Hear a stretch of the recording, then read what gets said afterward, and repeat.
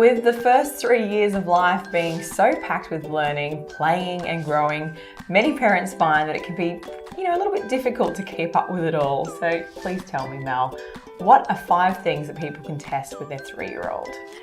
So we don't necessarily have to test them per se, but there are some things to look for. So by 3, kids should be saying a lot. A lot. A lot. And again, the gap between 2 and 3 is another big leap in terms of one was, 5 or 6 words. Yeah. 2 was about 200 words. Yeah. So for 3, I think it gets up there to around the sort of 500 or 600 mark. Wow. And look, they usually repeat the same things over and over and over again too. To be honest, no one keeps track of the counting at that point. If you're still counting at the 100 mark, you're doing really well. But you should still feel, I guess, that there's a whole heap of words that they're using in a whole heap of different situations. So yeah, counting vocab isn't probably one thing we would expect parents to do. Oh, look, I count my kids' vocab all the time. The things that you can do that are pretty easy to just pick up in day-to-day conversations is listening to that length of sentences in words. So, by 2, you're combining words together to 2 or 3 word sentences, but by 3, they should be sort of making much longer sentences. So 4 or 5 word sentences is pretty common. And then starting to use even some joining words and that kind of thing. So joining some of those ideas together, some of those words like, but, and those kind of things. So the things they're talking about is a lot broader. It starts to be talking about things that are not here in the room anymore. So at 2, it was all stuff that was really immediate. So it was, more juice, daddy car, that's daddy's car. But by 3, they should be able to talk about stuff that things that aren't here now. So like driving down the street and they just start talking about something random that has nothing to do with what you're doing now.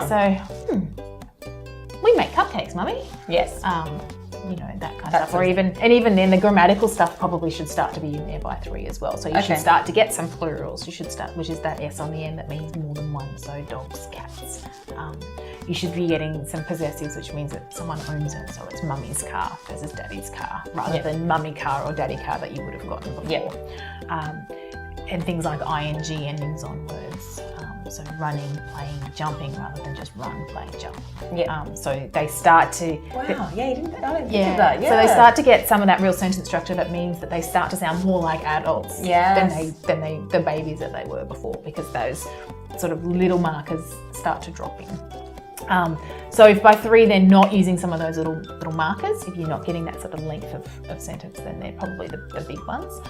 By 3, you should be able to understand what they say like 3/4 of the time. And that's an adult who's not familiar with them. So mums are amazing. Mums understand everything. We understand our children's Chinese.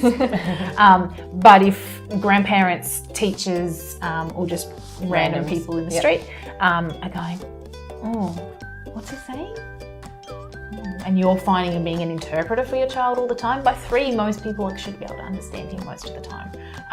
So that's a bit of a flag, and that's worth looking into as well. So, by 3, they should also be able to participate in a game, in a structured activity. Come sit and play blocks with me. And they're happy to sort of follow someone else's lead in that play and that kind of stuff as well. And stay and concentrate on it. Yeah. So I guess, that whole social interaction stuff, they should be wanting to spend time with you, wanting to hang out with you, wanting to play games with you, annoying the pants off you, to be honest. Yep. Just give me a minute. Mummy doesn't want to play Barbies yet. Yeah. Mummy, can we do this now? Just give me a minute. Yeah. So that social interaction, I guess it's been there along the discussions that we've had around all those different age groups, but it's crucial. And if that social interaction isn't there, then, it's certainly something a red flag and something to look into. Because usually it's a flag that there might be something sort of bigger going on that's worth looking into. Beautiful. So, time flies and your little one is 3 before you know it. So if you're concerned about how they're travelling in regards to speech development, definitely consult the team at Coastal Kids Speech Pathology to find out more.